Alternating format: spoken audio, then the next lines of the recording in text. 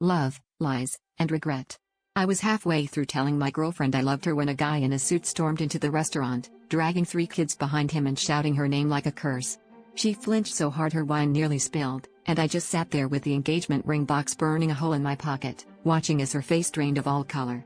He marched straight to our table, slammed his hand down between our plates, and hissed, "So this is why you're late every Thursday?"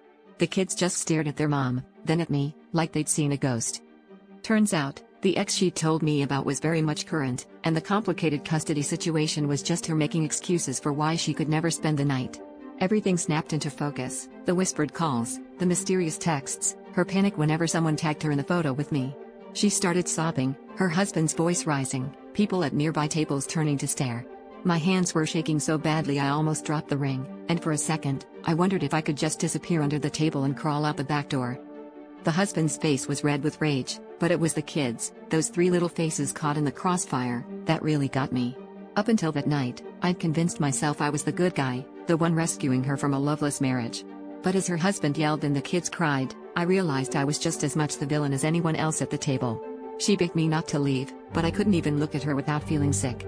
The fantasy was shattered, replaced by a truth uglier and messier than I'd ever imagined.